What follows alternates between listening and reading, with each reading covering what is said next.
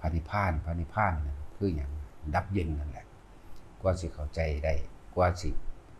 บางทีเฮาก็คาดคะเนเอามันเลยบ่ถึงเพราะว่าเฮาไปคาดคะเนว่าเฮาไปด้นเดาหรือหาความหมายพระนิพพานมีความหมายถึง30คำพุ่นเด้แปลว่าว่างแปลว่าว่างก็ว่าแปลว่าอนัตตาก็ว่าแปลว่าดับเย็นแปลว่าสงบเย็นก็ว่าแปลว่าสิ่งทั้งหลายทั้งปวงบ่ควรเข้าไปยึดมั่นถือมั่นก็ว่าเด้แต่ว่าพวกเฮานั้นส่วนมากก็คือไปห่วงไปกังวลในอนาคตของตนก็เลยบ่หลุดพ้นจากอดีตคนเฮาเป็นทุกข์ก็เพราะว่าเอาอดีตมาคิดมานึกเลยเกิดก่อความกังวลในอนาคตส่วนมากพวกเขาเนี่ยใส่ความรู้สึกนึกคิดอยู่กับอดีตกับอนาคตบ่เข้าใจก็ว่าปัจจุบันแค่รู้ลมหายใจนี่มันดับแล้วเด้มันบ่มีหม่องติดต่อมันบ่มีหม่องคิดถึง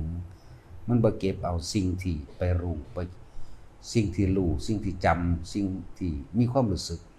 เข้ามาคิดที่จริงพวกเขามันมองข้ามปัจจุบันไปปัจจุบันคือลมเข้าออกก็ว่า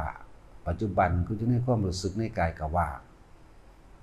สติคือระลึก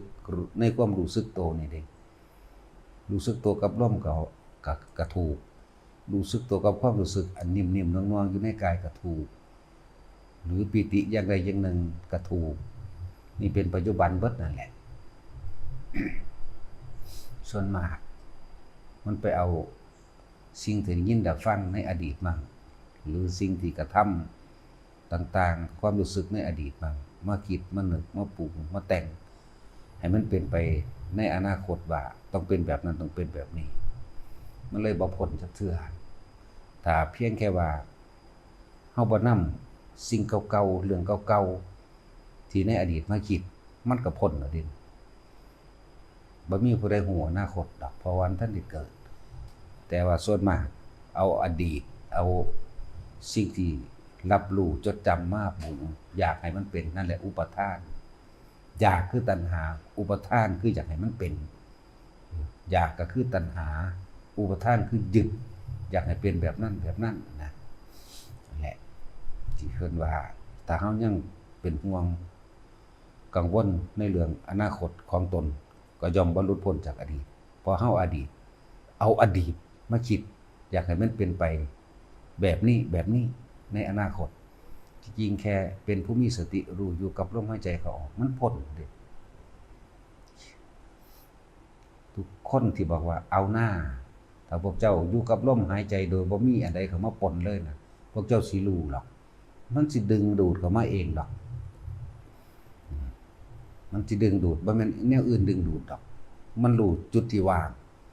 มันรู้จุดที่บ่มีความกังวลมันหูแหละว่าจุดที่ผ่อนคลายที่สุดจุดที่บ่มีความจิตบ่มีหม่องตั้งก็ว่าคำว่าตั้งก็ไปตั้งในอดีตเบิดนั่นน่ะตั้งคือแปลว่าคิดถึงตอนนี้บ้านมันเป็นบ้านอยู่เดียวนี้แหละแต่ว่าเฮาสิเข้าใจบ่เด้อนี่บ้านตาเฮาบ่เห็นอยู่เดียวนี้คิดถึงบ้านนั่นแหละคืออดีตภาพความทรงจำอยู่ในตาพวกเจ้าเรื่องราวต่างๆภาพความทรงจำที่พวกเจ้าคิดนึกปรุงแต่งก็เกิดเป็นอารมณ์พอใจบ่พอใจจากหูพวกเจ้าเองจากตาจากหูกลิ่นดอกไม้ของหอมที่พวกเจ้าไปทรงจำจดจำไว้ในความรู้สึกว่าพอใจมักแบบนี้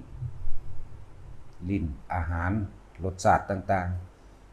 ๆพวกเฮาไปจำเอาไว้กระทบสัมผัสรู้สึกทางกายก็คือว่าอยากมีความรู้สึกสบายเย็นจังซี่นะเด้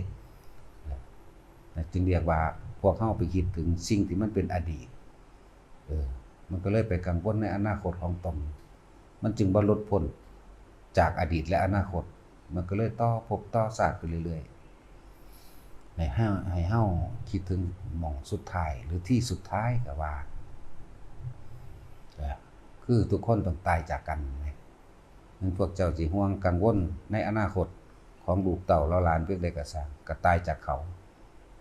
หรือเขาก็ตายจากเฮาแน่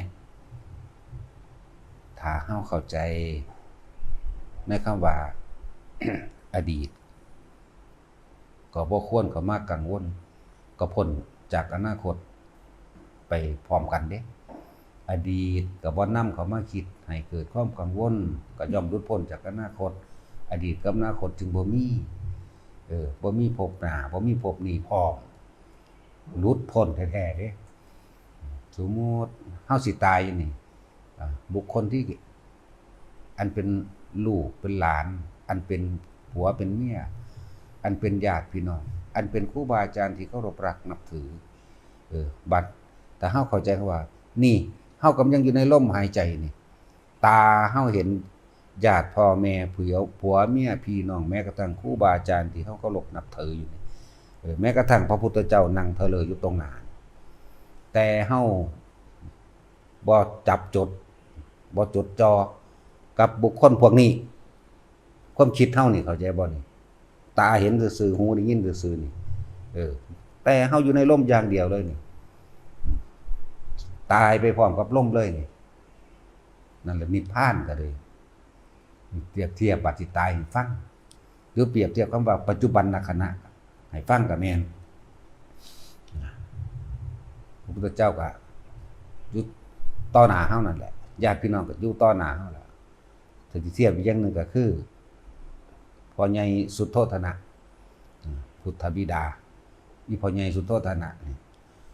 พระพุทธเจ้าก็อยู่ต่อหน้าเพิ่นนั่นแหละพระโมคคัลลาภาษาลิบุตรพระอนุรุทธะพระราหุลพระอานนท์รอบข้างตลอดทั้งพระบรมสารีวงศ์ญาติๆของเพิ่นเองรอบข้างพุทธเจ้าดึงสติเพิ่นขึ้นมาเราจะหายใจไปพร้อมๆกันเพิ่นเอาไปไว้ลมหายใจอยู่ได้บัดนี้ความรู้สึกนึกคิดยังเบิดทุกอย่างมีรู้อยู่แค่เพียงลมพอดีใจขาดความคิดนั่นก็บ่ติดพระพุทธเจ้าลูกชายฮักเพิ่นบ่ได้ติดในหลานฮักเพิ่นพระราหุล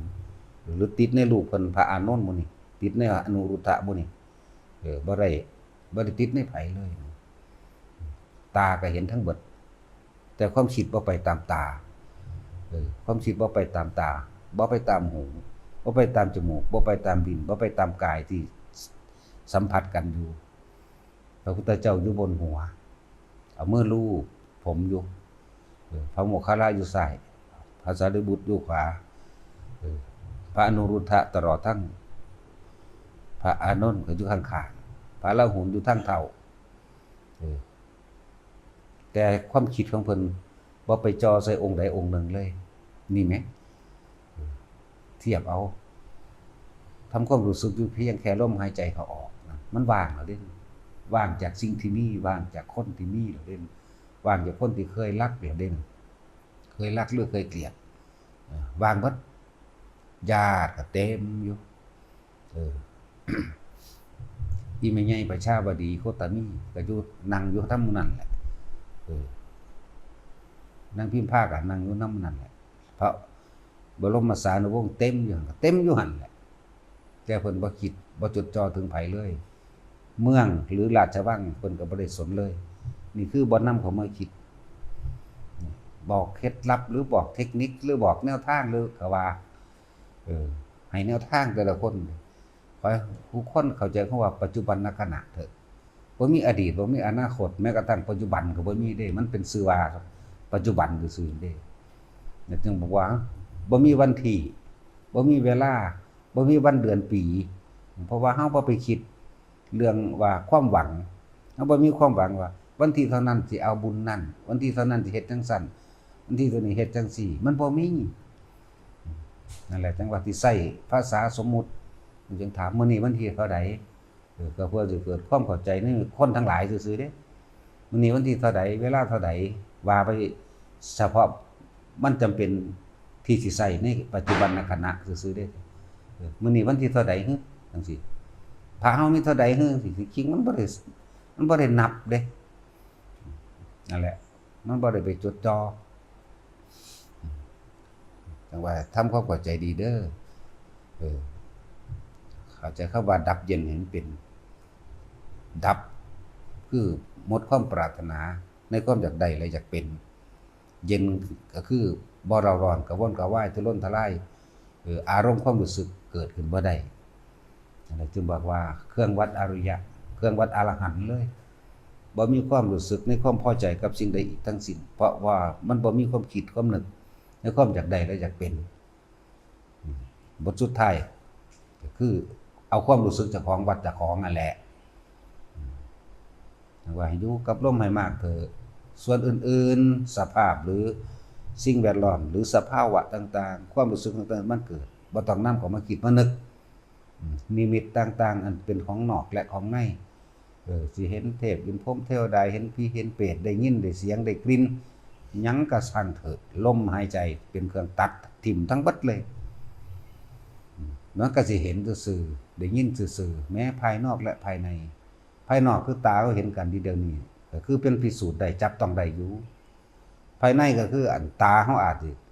เห็นอันเทวดาหรือเห็นผีจังซี่นี่คือภายในมันจับต้องบ่ได้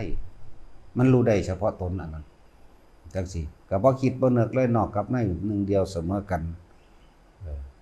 บ่นำเข้ามาคิดมานึกมันก็ดับเย็นบ่เป็นของไกลดอกเด้อนิพพานเป็นของที่อยู่ในเฮานั่นแหละเป็นของที่เฮาต้องทำความเข้าใจกับลมหายใจเจ้าของเฮาอยู่กับเครื่องอยู่ของกายคืออาหารยารักษาโรคเครื่องนุ่งห่มตลอดทั้งที่อยู่อาศัยนี่คือเครื่องอยู่ของกายเครื่องอยู่ของใจคือลมหายใจนี่หรืออาการปิติความรู้สึกอยู่ในกายของเฮาเองนี่ให้อยู่เท่านี้เครื่องอยู่ของกายเข้าใจแล้วบ่ซั่นเพิ่นสิว่าปัจจัย4เครื่องอาศัยแห่งกายนั่นเป็นเครื่องอยู่ของกายแล้วก็ต้องตายจากมันคือเก่าเด้เครื่องอยู่ของใจก็คือลมหายใจของเองแหละทำให้บ่อยทำให้มากทำให้ชินเดี๋ยวก็รู้เองทำให้เป็นดุจดั่งญาณญาณะแปลว่ารู้แปลว่าทันแปลว่าเห็นตามความเป็นจริงจริงทั้งหลายทั้งปวงก็บ่ควรเข้าไปถือเอาเพราะมันเป็นอนิจจังเพราะมันเป็นอนัตตาบ่มีอีหยังสิคงทนถาวรเลยความปล่อยวางออกความปล่อยจากขาดออกจากความยึดถือขาดจากความจากให้มันเป็นได้หรือว่าขาดออกจากอัตตาตัวตนไปนั่นแหละเรียกว่าสุญญตาขาดจากความยึดมั่นถือมั่นที่เฮาเข้าไปยึดมันบ่มีเฮายึดเดินสุญญตานำเฮาบ่เข้าไปยึดเฮาเลยบ่มีตัวตนสุญญะแปลว่าหายไปตามาจากคำว่าอัตตาตัวตนได้หายไปแล้วจากสิ่งทั้งหลายทั้งปวงที่เราเห็นอยู่ได้ยินอยู่เห็นไหม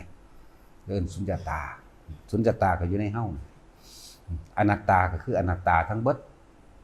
ถิ่มลงได้คือสิ่งทั้งหลายทั้งปวงว่างก็คือบ่นำเขามาคิด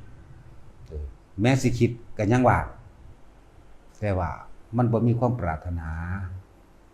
เลยว่างปราศจากสิ่งที่คิดนึกพร้อมพุ่นละบอกไปมันสิสับสนอยู่กับลมหายใจอยู่กับความรู้สึกในกายอุณหภูมินั่นแหละอดีตที่ทำผิดพลาดมาเพียงใดก็ช่างอย่านำมาคิดพ้นหรอกเข้าใจบ่นี่พ้นโดยได้นั่นเพียงแต่ว่าบ่นำเข้ามาคิดอนาคตเกิดบ่ได้เด้เข้าใจว่าล่ะเอาล่ะพอ